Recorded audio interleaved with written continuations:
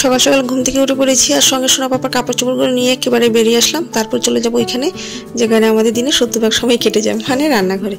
তো আগে ভাবলাম যে একটু ফ্রেশ হয়নি, ফ্রেশ হয়ে যাবো হলো ঠাকুর ঘরে। ঠাকুর ঘর দোর খুলে তারপর একটু ঘরটাকে পরিষ্কার করে রাখবো। পুজোটা মিঠুনি দেবে, বাট ও যেহেতু পায়ে ব্যথা ভাবলাম একটু কাজটা করে রাখলে ওর একটু সুবিধা হবে। বাসন কোসনগুলো মেজে রাখবো আর ফিল্টারটা একেবারে পরিষ্কার করে এতেও জল দিয়ে দিয়েছি। ফিল্টারটা না ভীষণ নোংরা হয়েছিল। আর গতকালকে বানিয়েছিলাম হলো পিঠা, এবছরে শীতের শেষ পিঠা, কিন্তু পিঠে বানাবো না। পিঠেগুলো কিন্তু দুর্দান্ত হয়েছিল, আর মুখের মধ্যে কথা আটকে যাচ্ছে। তারপর বানাবো হলো এখানে ফ্রাইড রাইস, ওই গেটিস ফ্রাইড রাইস আর কি। তারপর বানাবো হলো চিনি পনির আর উচ্ছালু ভাজা করবো। আর আমাদের পাশের বাড়ির দিদিন একটু মিষ্টি ডাল দিয়ে গেছিলো, ভাবলাম ভালো হয়েছে, উচ্ছালু দিয়ে খাওয়া যাবে।